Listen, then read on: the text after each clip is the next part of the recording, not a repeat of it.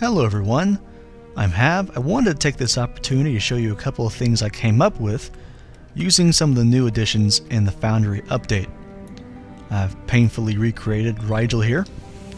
Not really, I came up with it myself. We're going to enter the atmosphere of Rigel. Now this is using mainly ambient sounds, backdrops, and a couple of new effects that they've installed, I guess, into the library of things that you can do with the Foundry. And here we go. Enter the atmosphere. Well, this is new, right? Haven't seen this before. The skies of Rigel.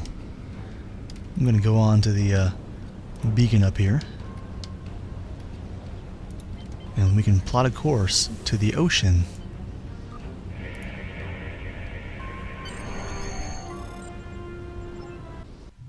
Alas, the depths of Rigel, which aren't loading quite right for some reason. I have an additional water effect that's not showing up quite in this playtest. Probably will when we publish it. But how am I doing this? Let's go back to the editor and show you. I've made several maps. Rigelian Skies is using backdrops, ambient sounds, a distant object, and that's really it. Which backdrops and sounds am I using? Well, for sound, I'm using Wasteland because it's kind of a airy, wind-blowing sound, which is what you'd expect when you're in the atmosphere. For layers, I've picked just about everything orange and atmospheric and like afternoon rays of the sun gleaming over the gases of the planet. So orange clouds 8, orange red clouds 1, both Briar Patch 1 and 3 combined on top of each other, and an effect called Atmosphere, which will blur the look of your ship and all the other ships. Now, there is a trick to this, though. Unfortunately, when you put in buildings, it will make the buildings themselves look like almost like they're glowing white. And there's another effect called Atmosphere Effect, which does something a little bit different. And when that is applied, buildings look green.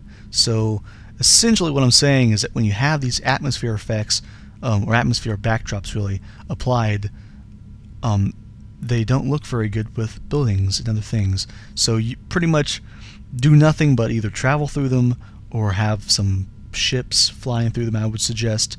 But having actual buildings doesn't look so hot. For my distant object, I put it on an altitude of 20, so it's about midway up in the sky from where my ship is. Distance is 15,000 kilometers. I picked a red large sun. I am showing the geometry because I want people to be able to see that this is the sky. There's the sun in there. And I just picked kind of red colors, or warm colors, I mean. Light yellow, a dark orange for the undercast of the ship, and the red specular lighting, just like the system for Rigel 4 that I had when we were flying into it. Again, I can't figure out what ambient does, but hopefully I will. I'm still working on it. I'm probably going to ask Zero if she can tell me what ambient does. On the depths of Rigel, I have lots of things going on. For the sound, I'm using Volcano because it's just kind of a ambient rumble, which kind of, not really a rumble, just a noise that seems to fit, to me, ocean. I'm only using actually 2 layers for this one.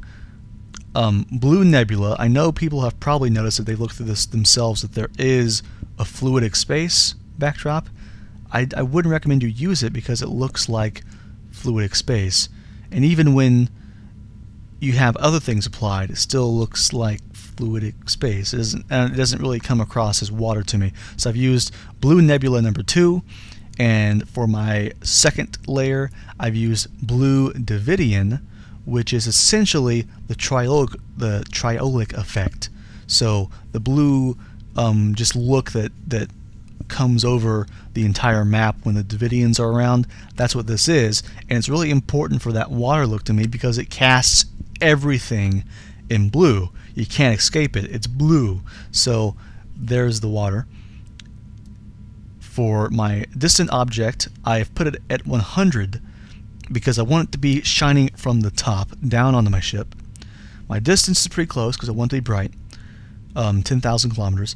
I've hidden the geometry because this is the ocean and it's really deep, deep down in the ocean, so you shouldn't see the sun. So the geometry is hidden.